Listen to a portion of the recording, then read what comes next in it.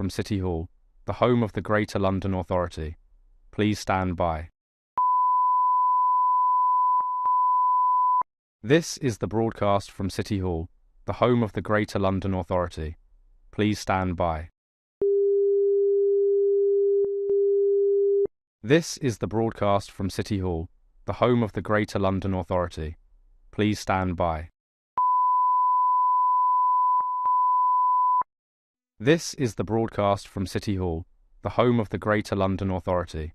Please stand by. This is the broadcast from City Hall, the home of the Greater London Authority. Please stand by. This is the broadcast from City Hall, the home of the Greater London Authority. Please stand by.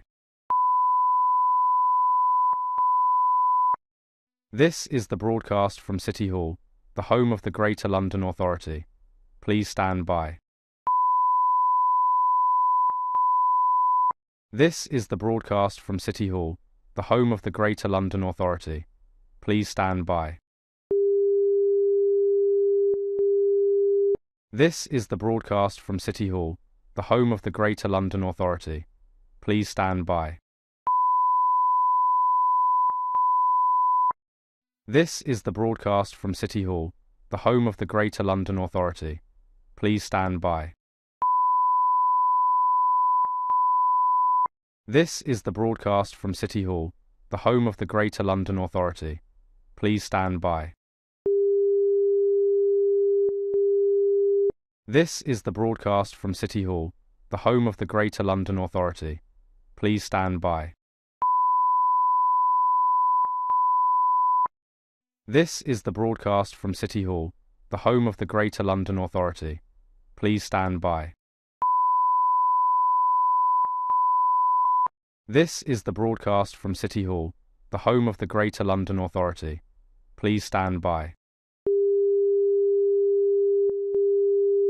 This is the broadcast from City Hall, the home of the Greater London Authority. Please stand by.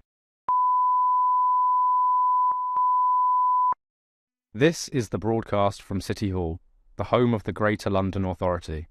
Please stand by. This is the broadcast from City Hall, the home of the Greater London Authority. Please stand by. This is the broadcast from City Hall, the home of the Greater London Authority. Please stand by. This is the broadcast from City Hall, the home of the Greater London Authority. Please stand by.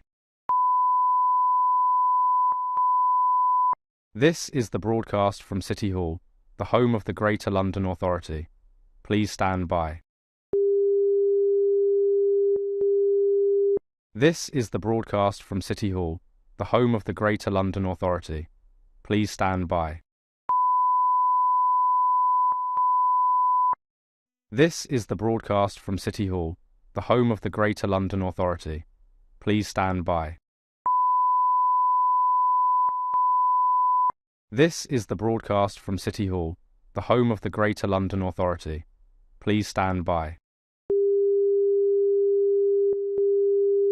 This is the broadcast from City Hall, the home of the Greater London Authority. Please stand by.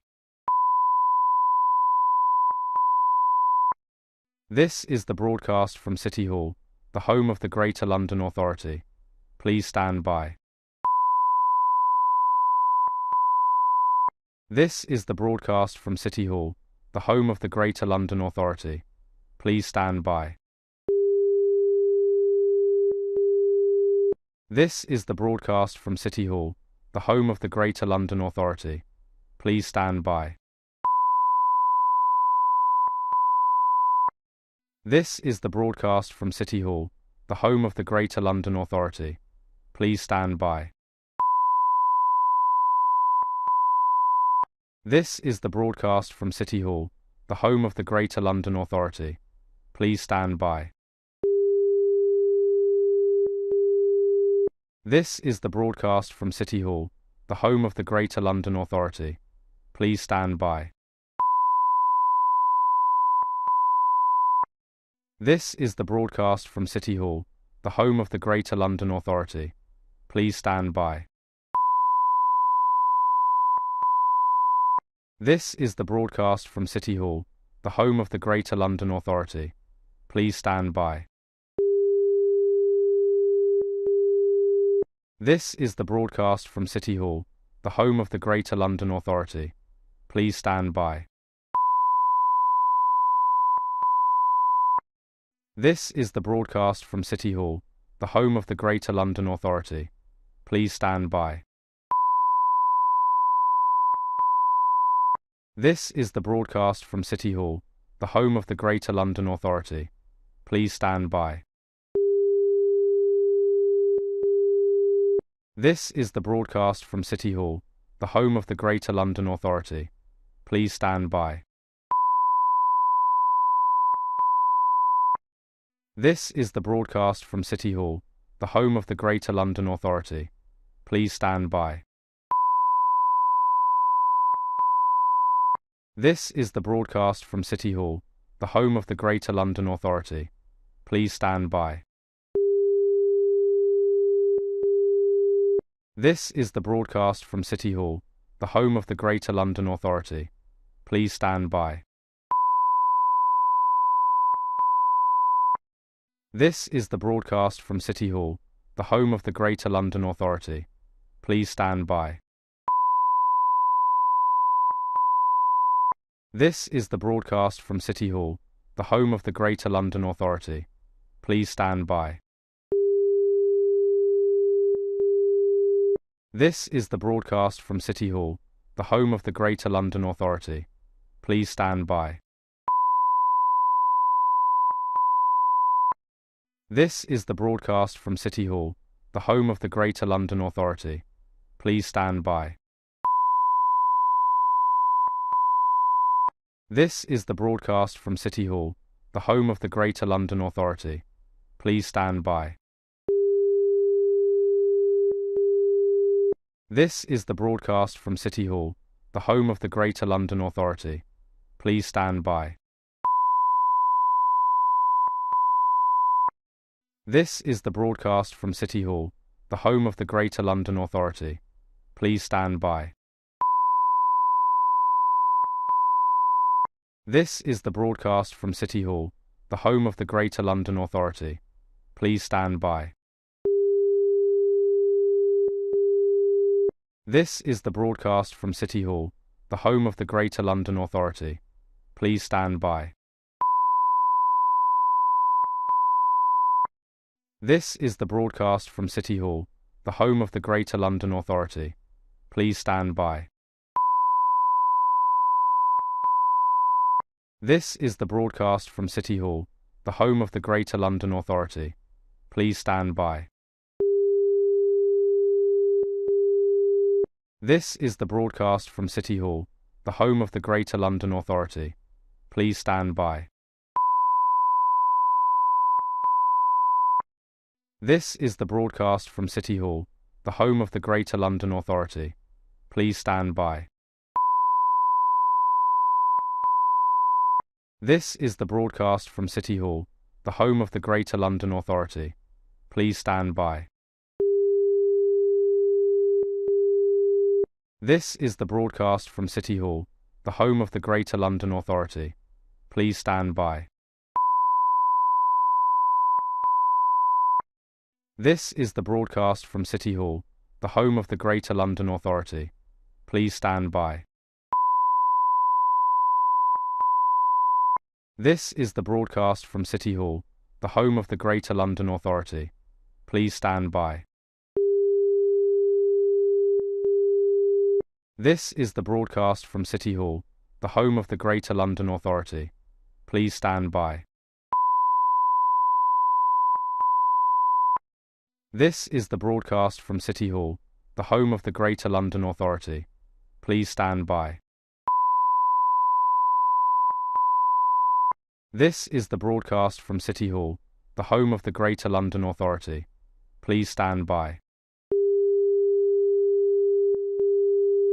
This is the broadcast from City Hall, the home of the Greater London Authority. Please stand by. This is the broadcast from City Hall, the home of the Greater London Authority. Please stand by. This is the broadcast from City Hall, the home of the Greater London Authority. Please stand by. This is the broadcast from City Hall, the home of the Greater London Authority. Please stand by. This is the broadcast from City Hall, the home of the Greater London Authority. Please stand by. This is the broadcast from City Hall, the home of the Greater London Authority. Please stand by. This is the broadcast from City Hall, the home of the Greater London Authority. Please stand by. This is the broadcast from City Hall, the home of the Greater London Authority. Please stand by. This is the broadcast from City Hall, the home of the Greater London Authority. Please stand by. This is the broadcast from City Hall, the home of the Greater London Authority. Please stand by. This is the broadcast from City Hall, the home of the Greater London Authority. Please stand by. This is the broadcast from City Hall, the home of the Greater London Authority. Please stand by. This is the broadcast from City Hall, the home of the Greater London Authority. Please stand by. This is the broadcast from City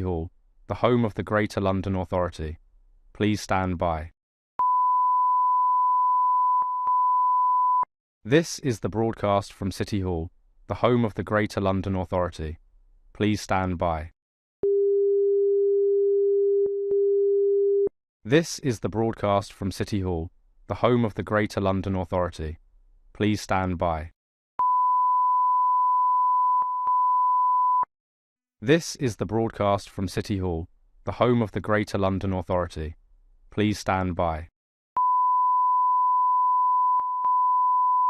This is the broadcast from City Hall, the home of the Greater London Authority. Please stand by.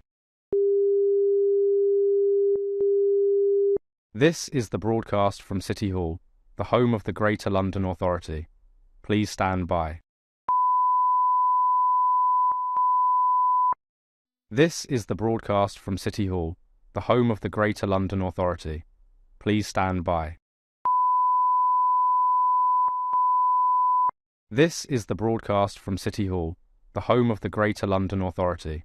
Please stand by. This is the broadcast from City Hall, the home of the Greater London Authority. Please stand by. This is the broadcast from City Hall, the home of the Greater London Authority. Please stand by. This is the broadcast from City Hall, the home of the Greater London Authority. Please stand by. This is the broadcast from City Hall, the home of the Greater London Authority. Please stand by. This is the broadcast from City Hall, the home of the Greater London Authority. Please stand by. This is the broadcast from City Hall, the home of the Greater London Authority. Please stand by. This is the broadcast from City Hall, the home of the Greater London Authority. Please stand by. This is the broadcast from City Hall, the home of the Greater London Authority. Please stand by. This is the broadcast from City Hall, the home of the Greater London Authority. Please stand by. This is the broadcast from City Hall, the home of the Greater London Authority. Please stand by. This is the broadcast from City Hall, the home of the Greater London Authority. Please stand by. This is the broadcast from City Hall, the home of the Greater London Authority. Please stand by. This is the broadcast from City Hall, the home of the Greater London Authority. Please stand by. This is the broadcast from City Hall, the home of the Greater London Authority. Please stand by. This is the broadcast from City Hall, the home of the Greater London Authority. Please stand by. This is the broadcast from City Hall, the home of the Greater London Authority. Please stand by. This is the broadcast from City Hall, the home of the Greater London Authority. Please stand by. This is the broadcast from City Hall, the home of the Greater London Authority. Please stand by.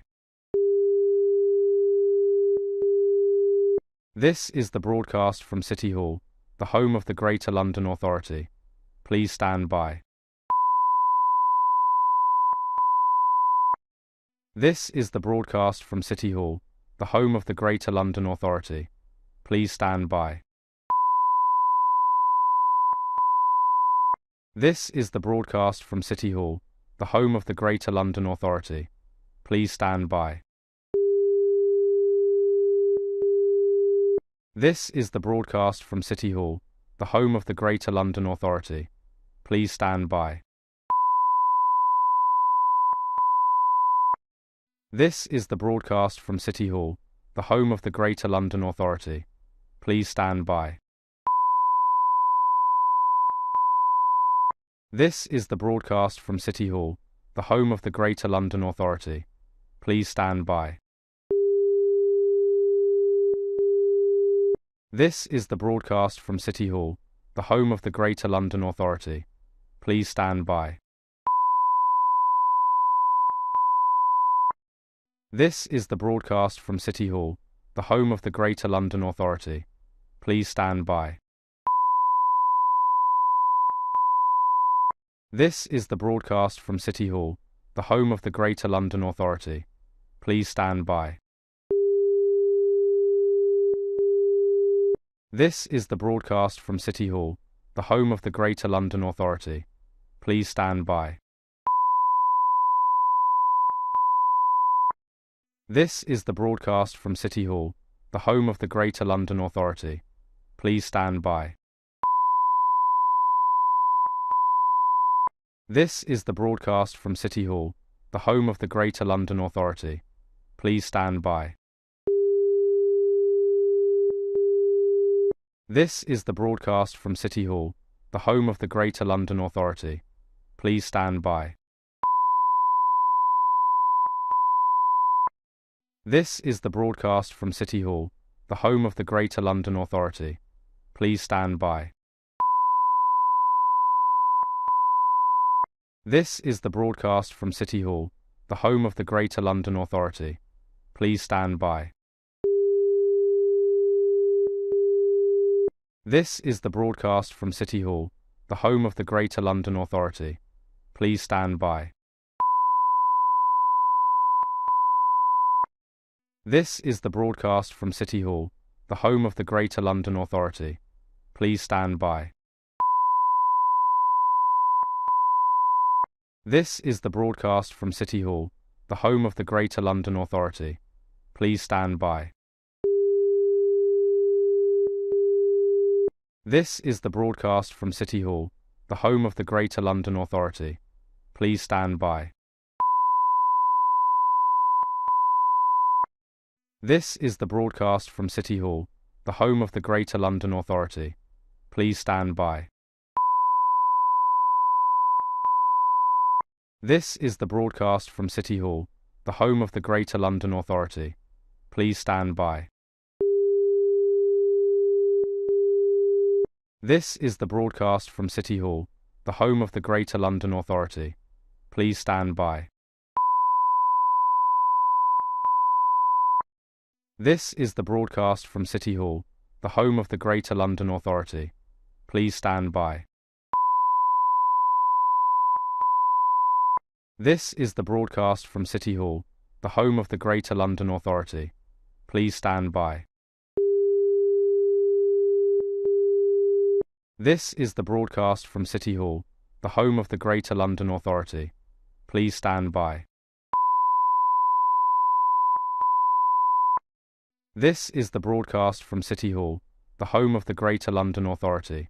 Please stand by.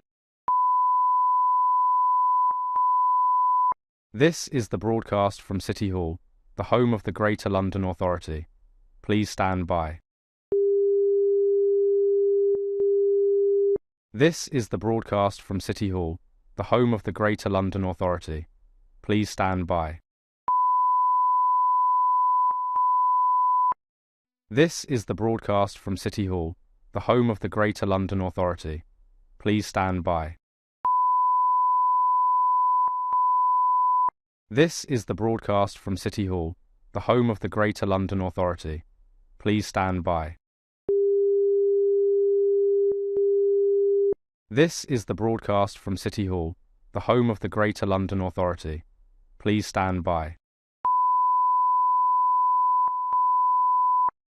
This is the broadcast from City Hall, the home of the Greater London Authority. Please stand by. This is the broadcast from City Hall, the home of the Greater London Authority. Please stand by. This is the broadcast from City Hall, the home of the Greater London Authority. Please stand by. This is the broadcast from City Hall, the home of the Greater London Authority. Please stand by. This is the broadcast from City Hall, the home of the Greater London Authority. Please stand by. This is the broadcast from City Hall, the home of the Greater London Authority. Please stand by. This is the broadcast from City Hall, the home of the Greater London Authority. Please stand by. This is the broadcast from City Hall, the home of the Greater London Authority. Please stand by. This is the broadcast from City Hall, the home of the Greater London Authority. Please stand by. This is the broadcast from City Hall, the home of the Greater London Authority. Please stand by. This is the broadcast from City Hall, the home of the Greater London Authority. Please stand by. This is the broadcast from City Hall, the home of the Greater London Authority. Please stand by. This is the broadcast from City Hall, the home of the Greater London Authority. Please stand by. This is the broadcast from City Hall, the home of the Greater London Authority. Please stand by. This is the broadcast from City Hall, the home of the Greater London Authority. Please stand by. This is the broadcast from City Hall, the home of the Greater London Authority. Please stand by.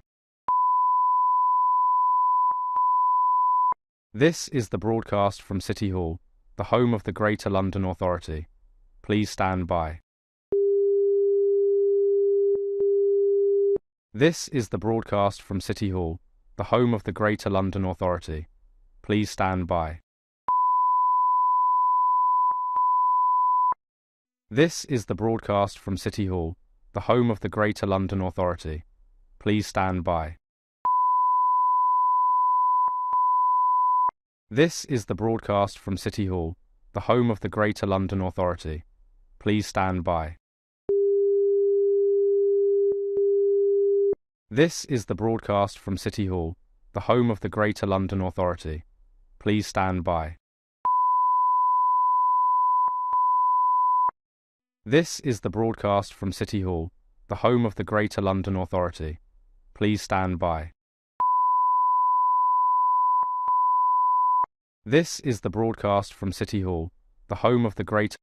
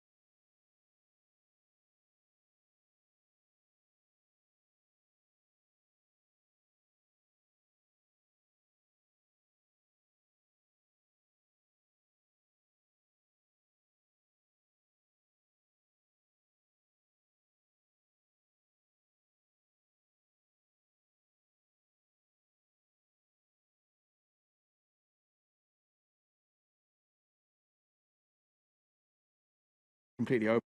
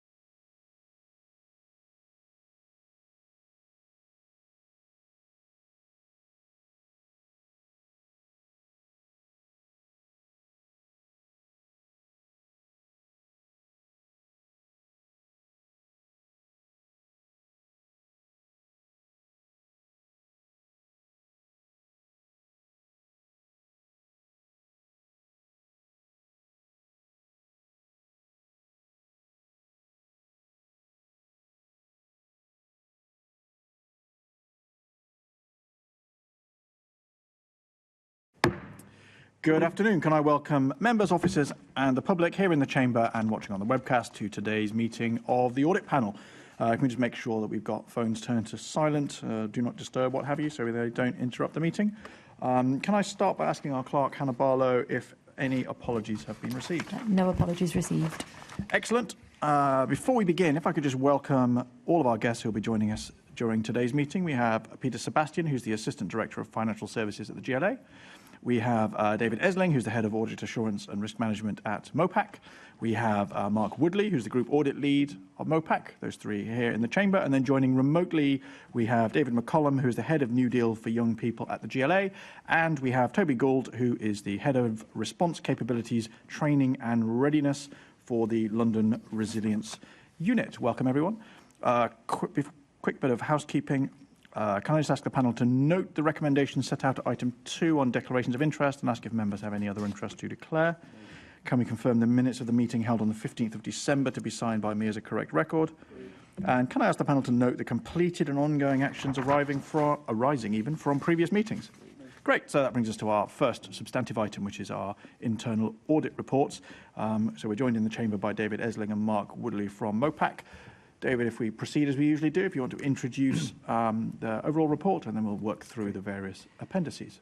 Yes, thank you, Chair. I will take the progress report as read, but just to highlight the reports that we're bringing today are the New Deal for Young People, London Resilience Migration Team, the Royal Docs follow-up report, and also the External Relations follow-up report. And then it's the report then states the actions and the reports that are currently in progress, and those will come to the next audit panel. Probably just focus on the counter-fraud aspects of this report, work that's been undertaken by our counter-fraud unit in the last quarter. Probably focus on the adult skills and employment. I think we talked about this at the last panel, and this was where a grant recipient had failed to comply with the conditions of funding. They hadn't provided adequate evidence of delivery and hadn't maintained valid centre approval for registration. That amounted to a £910,000 amount that's due for recovery, and that's with GLA Finance currently. But as a subset of that, the counter-fraud team are working with the DfE and the Public Sector Fraud Authority to review and assess the evidence that's been gathered as part of this, and the DfE has also been defrauded by the same grant recipient, so that we're working with those organisations, as it says there, to refer that and evidence it and then refer it to the police.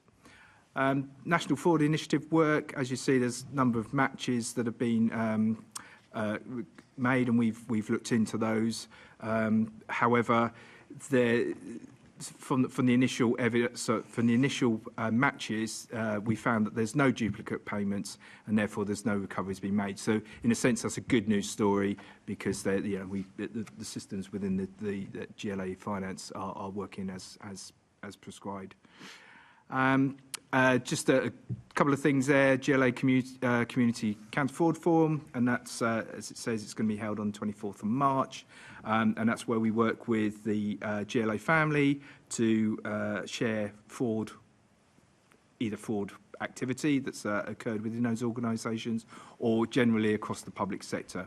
So it's a very useful forum to attend and gives us some good insight when we're obviously doing the actual audits themselves, or may even give our Counter Fraud team some areas that they may wish to investigate based on some of the latest fraud issues that are mentioned during that.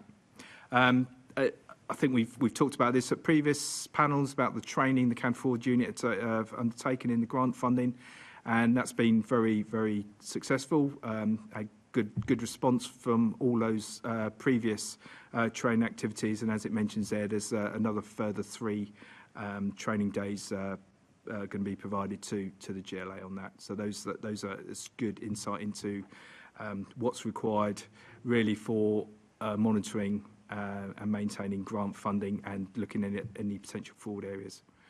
The final bit was a piece of legal advice that we've received regarding specifics on the Data Protection Act, and that was regarding the GLA's ability to share and request personal data. Basically, as it says, in summary, the data can be shared and requested. However, this is on a voluntary basis. So just to say that the organisations and GLA family we work with are likely to share that. However, they do have the option not to, should they wish. So unfortunately, we can't share that advice or the data as we would want to and request that through other public sector organisations, because it's, as it says, on a voluntary basis. It just becomes slightly more difficult. So that's the update paper. Happy to take any questions. Obviously, we'll be talking on the substantive reports, as I mentioned. But as I say, willing to take any questions on that, or happy to move on to the next item, which is obviously the draft audit plan for 26-27. I was just going to ask a quick question on the obviously the training for staff involved in grant funding, or counter fraud training. Are we seeing? Obviously, it's good that people go on it. It's good that we have this program, and it's good that the feedback is generally positive. But ultimately, the measurable is: are we seeing some sort of impact on blocking fraudulent applications? It's probably a bit too early to say because it only really started last year. However, what we have seen is the response at those training sessions and the interest, and they're usually a couple of hours, and my counter fraud manager says he can't get away because it actually piques some areas that an activity that they're taking away.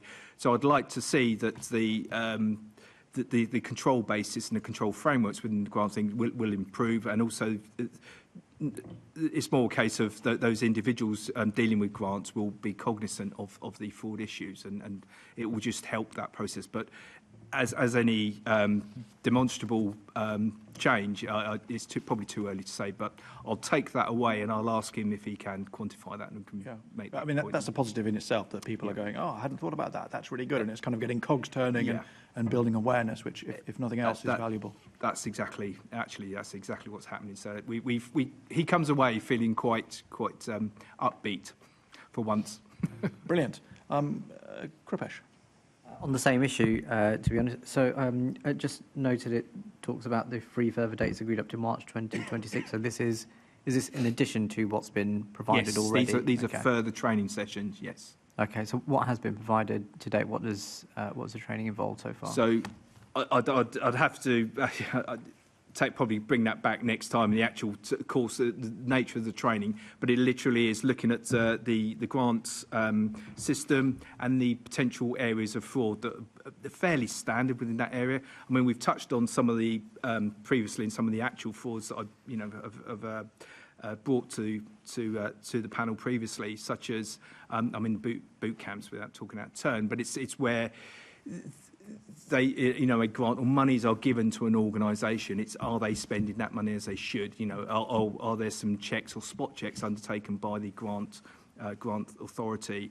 So it's raising those issues as part of that training. And as I said, it's in some areas it's it's either peaked understanding of what's required, they take away, or it's just reinforcing what they should be doing and the impact that can have by just some fairly simple maintenance of the control process. Okay, sure. And has there been any impact or change in what's been delivered since obviously the change in IT system, because they're working from a TfL system rather than GLA now? So yes, in the grant side, the new IT system, yes, has had its change. Again, we haven't seen any. I couldn't say there's been any significant change in the impact of that yet, but that's something I can take away and bring back to the panel in future updates. I don't know if Peter's got any points on that. No, but we grants just to as you know, in my updates every time, it's often grant funding is an area of issue. It's something we're really focused on. And now, as you can see through the training session, the GLA are also focused on that, along with a number of the other organisations that we provide audit services for. So it's an area that we're really honing in on and trying to get the organisations that we, as I say, provide audit services for to look into and obviously look at those control frameworks that are in place for grants. Sure. But I will bring back, the output of those training sessions, and maybe some of the questions that have been raised as part of that might be useful for the panel to hear. Yeah, I think that would be useful. Actually, just might be a question for you, actually, Peter. One of the things we've spoken about, or I've spoken about with Faye previously, was about sort of tracking grants and just, keeping tabs on all the money that we're granting to various places. Various bits of the GLA, of course, have different grant awarding programs. I know that's something that she's aware of. Is that I think there's a program to try and capture all of that in one system. Is that underway? Do we have a progress update on that? Firstly, just thank you for letting me attend in Faye's stead. Yes, there is a program, but in terms of a detailed update, I'd be happy to bring that back because at this stage I don't have as much information as I think you'd like on that. Okay, perfect. Thanks very much. I should have said hello and welcome to you. I don't think you've been here before, so welcome. No, thank you. I don't think, are there any other questions on that? No, in that case, you want to move on to internal audit plan, which I think should be relatively straightforward. Okay, yeah, thank you. As on an annual basis, we the team go out and speak to senior members of the GLA team to look at the key risk areas. Obviously, we base the plan on looking at previous audit work that we've undertaken, looking at those risk areas as we're required by standards to undertake a risk-based approach to the audit planning process, and also applying and conforming with the new global internal audit standards. So this plan is a product of those conversations, and as you will see, it gives a detailed area of the area for review, the quarter, and also the allocated days, and it covers the sort of spectrum of the GLA sort of areas of activity that are undertaken. Happy to take any questions on any of that, but I think it's fairly, as it I'd like to say it always is fairly comprehensive in its coverage, and also gives obviously updates on follow-up reviews that we either brought this year, so that move into next year's plan as well. Yep, As I say, happy to take any questions on that. Don't see any questions on that. No, so we move on. Oh, sorry, question's been brought to light. James. Just in the plan, I think only 3 days have been allocated for a follow-up review into cyber security arrangements. I was just wondering whether you think that's adequate, given obviously the major changes we've had in terms of IT in recent months. So, as you will see, we tend to give 3 days for each follow-up review. So some may take a little less, and some. So that was a cyber security review that was undertaken. And what we will do, and taking your points on, we look at the recommendations that came from the original review as part of that, but we will then look at any changes that have taken place. So that's a very good question. I would probably state that may take more days than that. But again, that's something that we assess at the time of the review. So there is space for that flexibility to come There in. is. So as you'll see, all follow-up reviews, as I say, take 3 days, but obviously some may take less, some take more, so we have to rationalise and take that into account. But we also have contingency should any review not necessarily overrun, but require further input from audit. So yeah, no, but that's a good. Thank you. That's a good question, and we'll as we all know, cybersecurity is an area that's of concern for all organisations at the moment. So yeah, we'll make sure that the days required will be given to that review. That's good to hear. That's reassuring. Thank you. That's a good point, because we're not just a generic organisation with general concern. Obviously, we had a specific issue which, Yes, to some extent, is still echoing, I think, in some small ways. So I now don't think there are any other questions. So that takes us, I think, to a new deal for young people. So, David, if you want to kick off. I'll hand over to Mark. Mark. Yes, okay, right. So, new deal for young people. We concluded a reasonable assurance, and our findings were as follows. The strategic framework is clear and well established, supported by the mentoring quality framework. Grant assessment processes are robust. Financial due diligence, safeguarding policy checks and mentoring quality framework indicators were all reviewed at the point of the award of grants.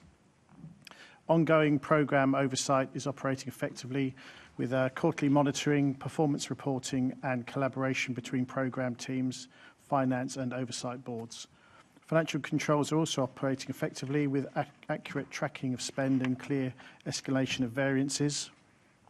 The main weaknesses relate to safeguarding assurance.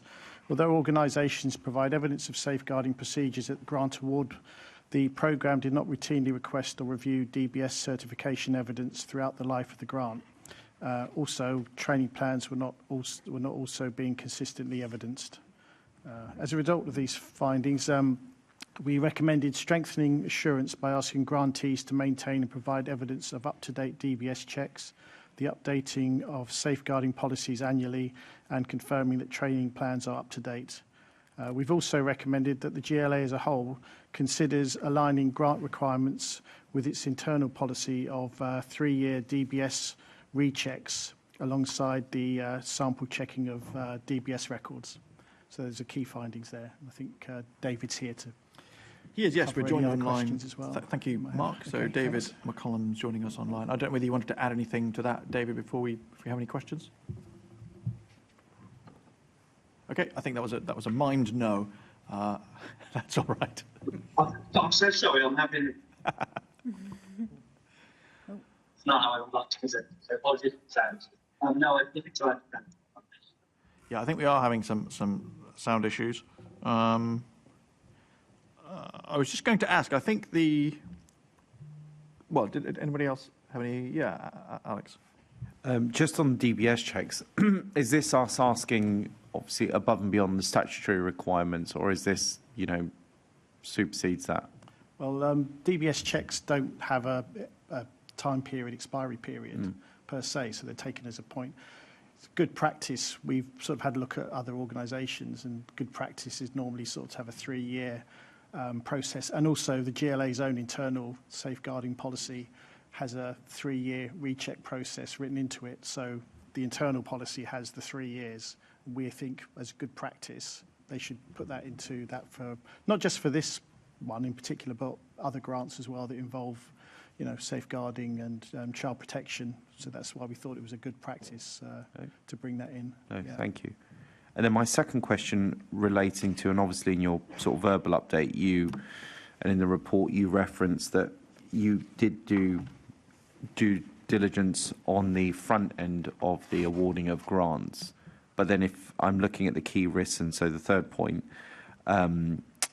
checks were not carried out on evidence to ensure training plans for the mentors were updated in a timely manner to confirm the required training was completed and support provided as part of monitoring throughout the lifetime of the programme. And that's more, so I appreciate the checking of the front end, but obviously you've highlighted the lifetime of the scheme and not getting adequate checks. And obviously that then has an overspill into the grant and money allocated, and making sure that the training was conducted properly. So in terms of where we are now, are we in a better place? Yeah, I think that the part of the issue with that was it was not consistent. So for some it had been done, for others it hadn't been done. So it wasn't across the board problem. As I say, I'm not sure if David can help pick up on some of the training side of things, hopefully. Yeah, of course, thank you. And I think I would say contextually, the new deal for young people mission is its delivery grants are very close to an end now. So 31st of March, final grants. This is a reflection on the work delivered, but also a learning opportunity for for the future programs. We, through the new deal, had a really robust response to safeguarding up front, as recognised, and really enhanced deep dive into due diligence about it. We follow the GLA safeguarding policy on the check should occur. So there was a balance between the deliverer of provision, so those working with young people, and the grant funder, and then we sit on the grant funder side.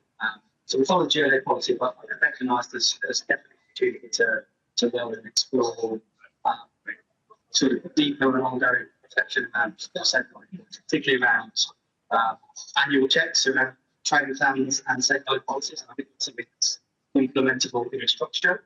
Just for reassurance, we do have quarterly ongoing conversations with grant funders. It's a lot involved in ensuring that grant payments are overpaid with supply and safety and safeguarding is the big driver behind it. Right. Okay. Yeah. I mean, to be honest, we sort of, David, we got every other word of that, at least me. But I get the gist of what you've said. But don't worry. No, that's helpful. Thank you, Chair. Apologies. I can type into the chat if it's helpful as well. See, that's a bit better. Maybe if you speak a bit closer into whatever you're using, that might be helpful. Yeah, I was going to suggest two things actually. One, being a bit closer definitely helped, and secondly, if you were to speak a little bit slower, that probably would give people time to process the previous word. I think that's perhaps our best way of navigating the technical issue. Kripesh, you had a question. Yeah, it's on the DBS checks as well. So just a question on whether the audit identified who at the GLA was responsible for checking and whether they were kept up to date by the grantees and what discussions were had with them. Well, sorry, did David want to cut in? Sorry. Would you like me to? Yeah. Okay. Okay. Can you hear me?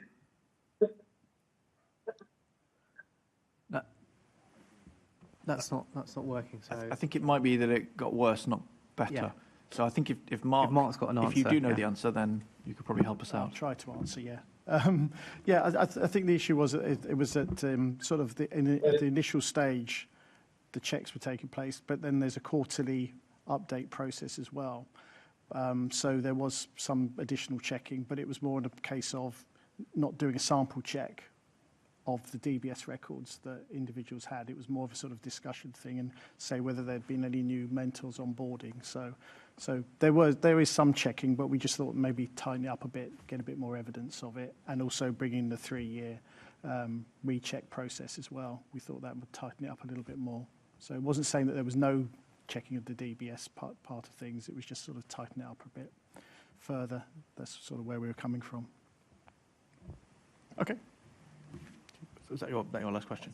Perfect. Thanks very much. I think that sorry about the technical trouble that we've had, David, and but thanks for doing. I think we've got to it where we needed to be at the end. I think that then takes us on to our next item, which is next appendix rather, which is the migration team report. Okay. Migration team. The audit concluded a substantial rating. The review found clearly well-defined London Strategic Migration Programme Board objectives, properly approved through the terms of reference and agreed with partners. Monitoring arrangements are operating effectively. The London Strategic Migration Partnership Board receives regular updates at quarterly meetings with progress reported against each objective, including issues and barriers. Detailed reporting also takes place through the London Strategic Migration Partnership Board insight reports, the business delivery plans and financial returns which are required as part of the Home Office grant. We found effective financial control with budgets monitored closely, regular engagement with the finance business partners and accurate returns being submitted to the Home Office. Partnership arrangements are in place involving a wide range of London-wide and national stakeholders. The London Strategic Migration Partnership operates under a signed grant agreement with the Home Office, supported by detailed outcome schedules. Finally, roles and responsibilities within the migration team are clearly defined. Meetings and reporting structures are well organised and documented. In summary, no risk or improvement actions were identified during this review. Thanks very much. I mean, substantial assurance and no actions required. So I don't think we have any questions on that, really. Thanks very much, Mark. So I think we can move on to our next bit, which is the London Resilience Audit Report, for which we're joined online by Toby Gould. Mark, do you want to lead off? Okay, London Resilience. This audit concluded a reasonable assurance rating. Overall, London Resilience has a sound governance and partnership framework in place, and the arrangements to prepare for and respond to emergencies broadly meet the requirements of the Civil Contingencies Act. The London Resilience Unit operates within a clearly defined and approved framework, including the London Resilience Strategy, several well-established emergency planning protocols, and a wide partnership network is in place. Roles and responsibilities are clearly allocated, and the GLA has structures in place for strategic coordination, public communications, and community resilience. Oversight arrangements are in place with regular reporting through the London Resilience Forum, the Resilience Committee, the London Resilience Programme Board, and the GLA's Oversight Committee. Accurate and timely management information underpins decision making. We identified 3 areas that require improvement. The GLA Corporate Business Continuity Plan has not been approved or communicated, despite being a statutory duty under the Civil Contingencies Act. This poses a risk to the GLA's ability to operate safely during an incident. 4 earlier recommendations made by DARA relating to business continuity remain outstanding and will require follow-up. The GLA Director of Finance has draft documents in development, and progress on this activity will be monitored and reported through the GLA's Internal Resilience Committee. Communication on London Resilience is available to the public on the GLA website. However, awareness on accessibility is not clearly defined for the public to know about the existence of the GLA website. And finally, training for gold officers needs some improvement. Some of the newly onboarding gold officers have not yet received core training or shadowing requirements, which could affect their readiness during emergencies. That's the main findings. Thank you. Thanks very much. I don't know whether you wanted to add anything to that, Toby, before we go to any questions? No, thank you. Happy to go straight to questions. Great. I mean, I suppose my question is, it sort of feels like this is quite an important area, and it sort of had got a bit stuck in the long grass, but is possibly now being dragged out of the long grass. I don't know if that's a fair assessment. How come it sort of ended up getting a bit stuck? I suppose that's my question, really. Well, I'm not sure what you mean by stuck in the grass, but just if everyone's not aware, or if not everybody is aware, so London's resilience arrangements were supported by 2 separate teams for a period of years, one hosted by the London Fire Commissioner and one in the Greater London Authority. So in following a mayor's decision in June 2024, those teams were merged and brought into one place, the London Resilience Unit, as we know it now, in the GLA. GLA has, throughout that period, always had its responsibilities as a Category 1 responder under the Civil Contingencies Act. So those were supported by a much smaller team in the GLA up until that period, June 2024. Now we are a larger, it hasn't grown overall, but it is now all within the single unit in the GLA. There is, I suppose there's more scope to support those arrangements moving forward in the GLA. Does that answer your question? Is that where you were getting at or looking to get to? I think so. I suppose what I was picking up was the fact that obviously it's a thing that needs to be reviewed and looked at regularly, and it just seemed to have not quite happened. But you're satisfied that you're on top of it? No. Yes, I think somewhere in the report, I think it talks about the fact that there are 108 different risks in the London Risk Register, or otherwise known as the Community Risk Register, London's version of that. We have to take a balanced and a proportionate approach to that. We can't do all the planning, all the preparation we would want to do for each one of those 108 different risks. So our arrangements as the GLA and as a resilience partnership are based on based on the arrangements set out in the Civil Contingencies Act. So we do look at some specific very high risks, but largely we develop generic arrangements to be able to respond to and recover from emergencies regardless of the nature.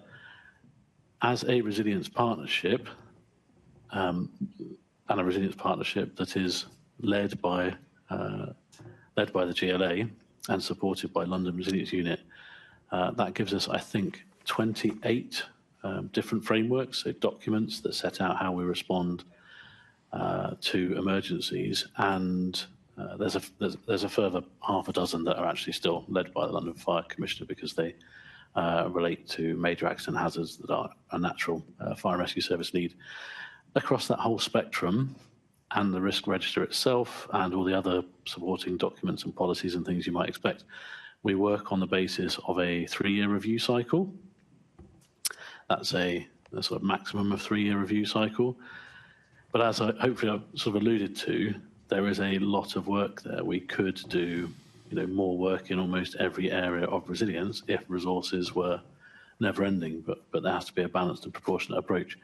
What I would say about some of the specific findings in the report then, where things have fallen outside of that 3-year review cycle, that won't have been accidental. It will have been a pragmatic solution.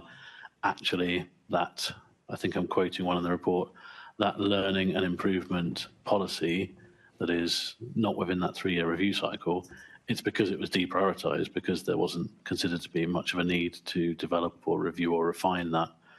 So it's still on the to-do list, balanced against those other priorities. And just if it wasn't clear, the business continuity planning aspect doesn't sit within London Resilience Unit. So I think there's another colleague, or there was due to be another colleague on the line if you specifically wanted to talk about that part. Yes, Peter is firing up. Thanks very much, David. Yeah, Peter is in the room and he's firing up his microphone as we speak.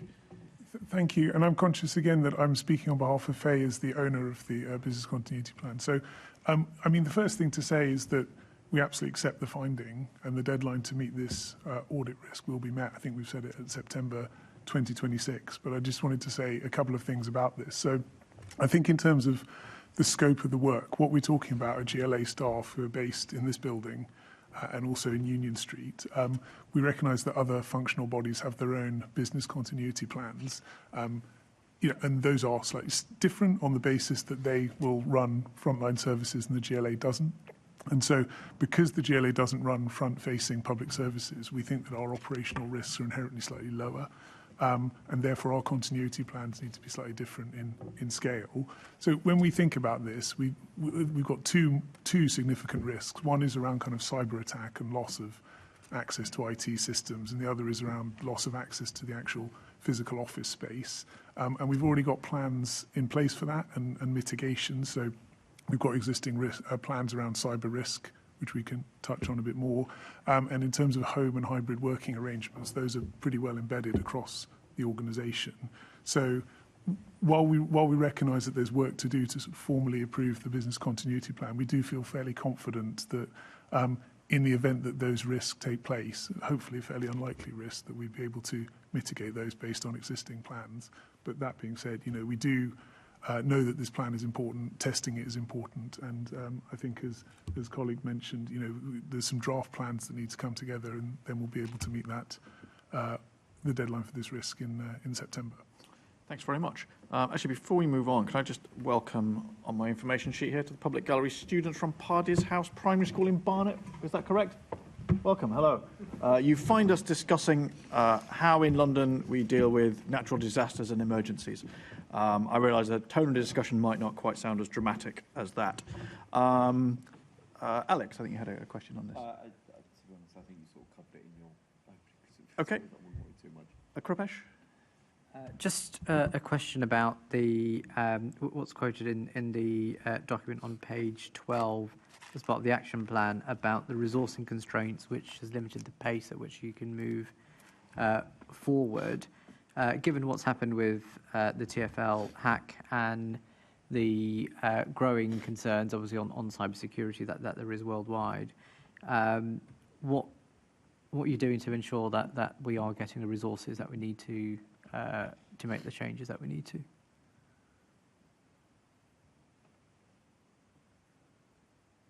Sorry, I wasn't sure if that's addressed to me.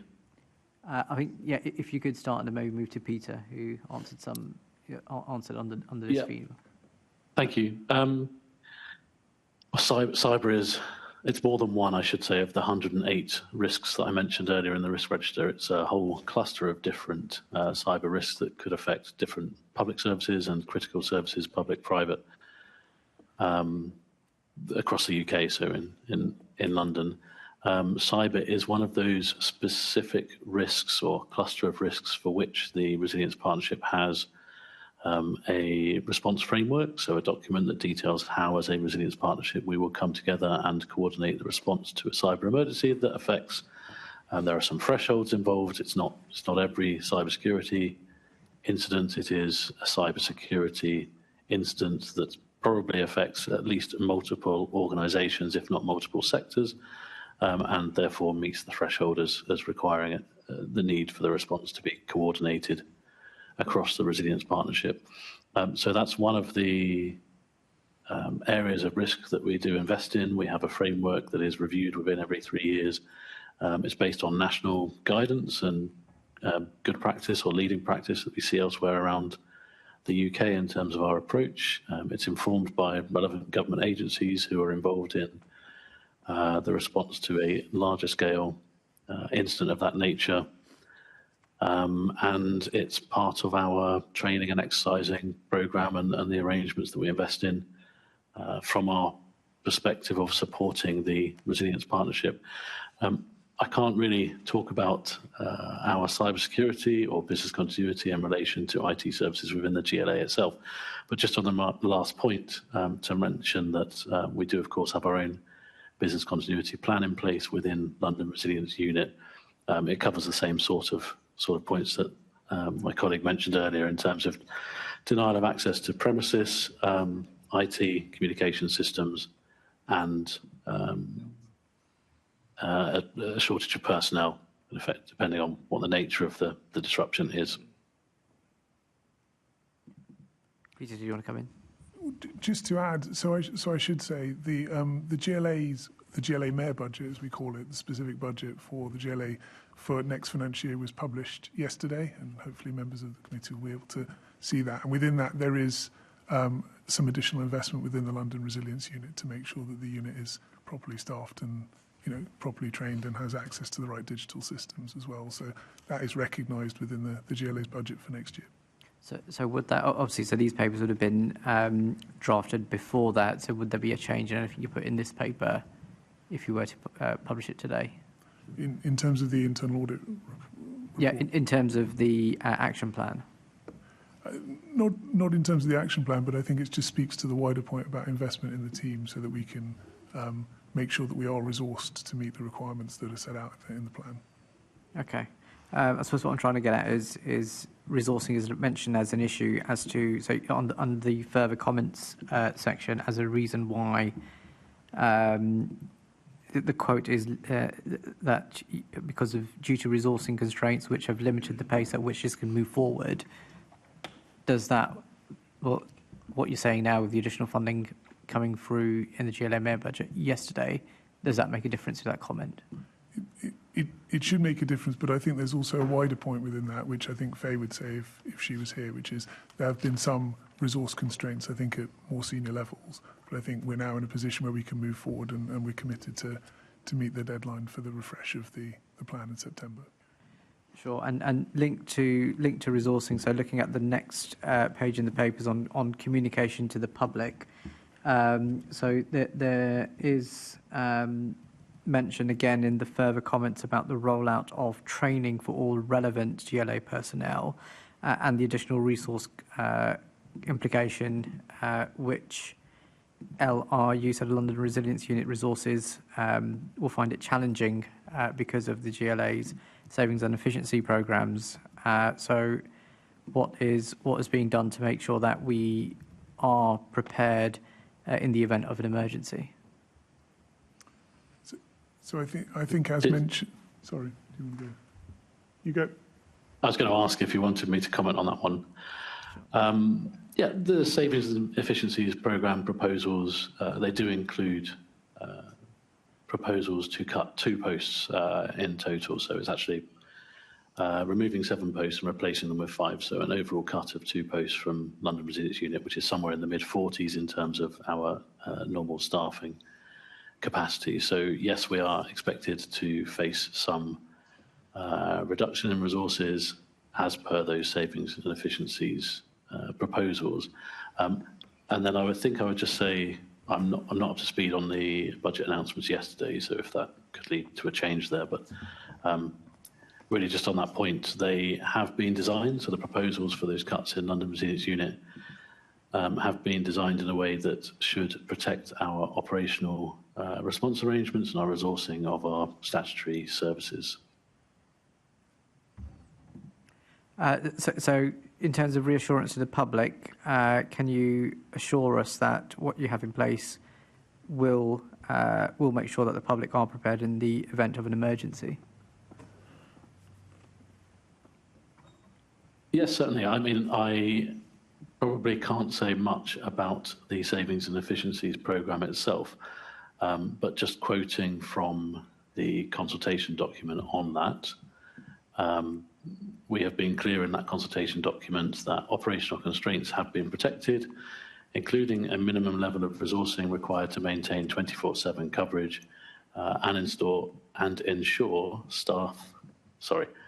ensure shifts are staffed without excessive reliance on overtime or a small number of individuals. So based on that assessment that's included in the savings and efficiencies proposals, then I think that's a yes in terms of an answer to your question. Okay, sure. Sorry, just going back one step as well to the business continuity plan. Will a hard deadline be set on its ratification? Peter? So the audit report talks about that being ratified by September of 2026, and we're committed to meet that deadline. Sure. Thank you. Thanks. Alex, you had a question on this? Yeah, just very briefly, because this is overlap with some of the work that we've done on oversight, you know, where obviously Assembly Member Harani's already referenced the business continuity plan, and that wasn't referenced at all when we had, I'm trying to remember now, I think it was the key coordinators at the time. But obviously we've had that reassurance on the hard deadline of September 26. Is there a particular reason why it couldn't be sooner, given that there's been quite a significant lag between when it was the first draft has come out and September 26? If I'm honest, apologies. If you don't know, that's okay. You're not. But okay. I've been given assurances by Faye and colleagues that that deadline will be met. Okay. All right.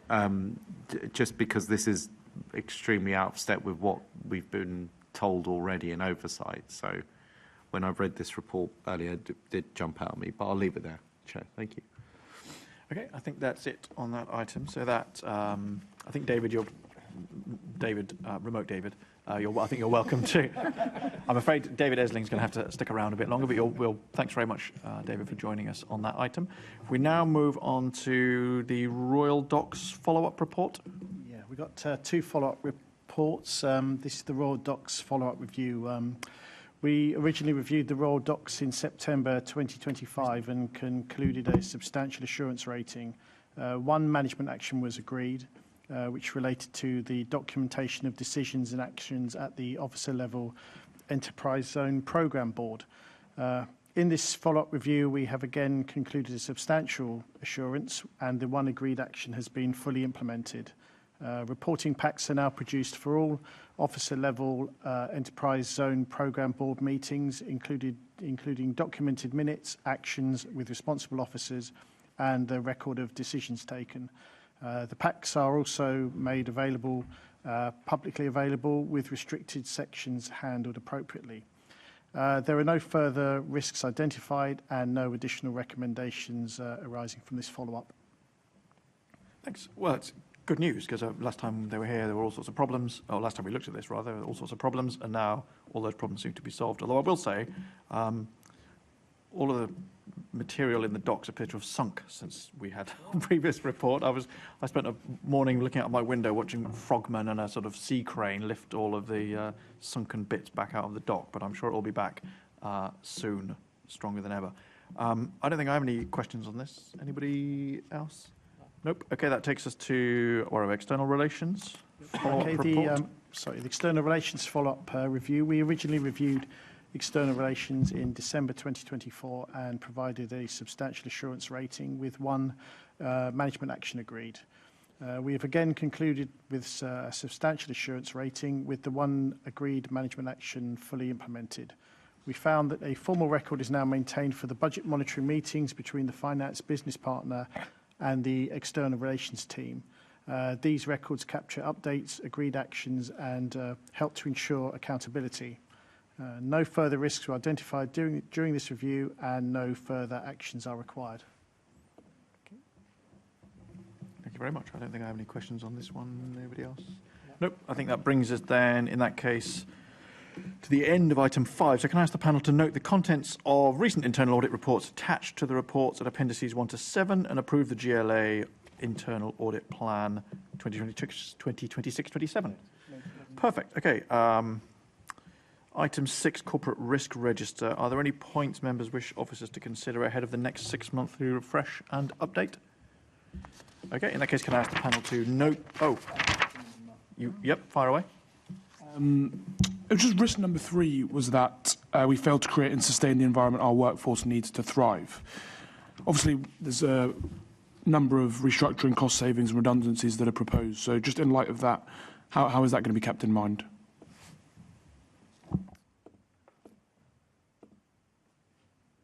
Bear with me.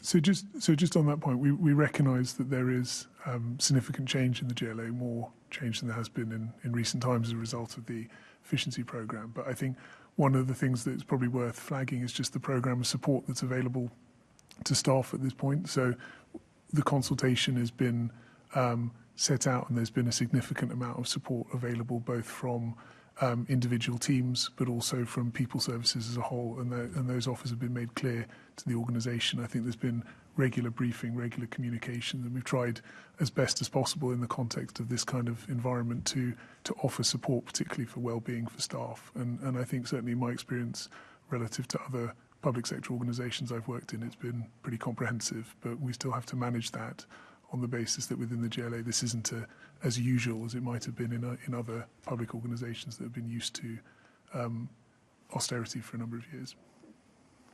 Yeah, definitely is a difficult moment for a number of staff here at the GLA. Thank you. Thanks. So in that case, can I ask the panel to note the corporate risk register? Item 7 is expenses and taxable benefits. So can we we now move on to monitoring the expenses, taxable benefits for the mayor, elected members and senior staff. Do members have any questions or comments? Okay, in that case, can we note the taxable benefits and expenses incurred by the mayor, London Assembly members and senior staff during the period 1st of April to the 31st of April 2025 to the 31st of January 2026? Item 8 is annual report of the monitoring officer regarding complaints about elected members. Do members have any questions or comments on that? Okay, can we note the report? Item 9, we now move on to the Register of Gifts and Hospitality for the Mayor of London, London Assembly members. Do members have any questions or comments? Okay, can we... you're getting ahead there, Alex. On the basis that there are no questions, can we note the report? Noted. Well done, well noted. Item 10, Register of Gifts and Hospitality for members of staff. Do members have any questions or comments? Then can we note the report?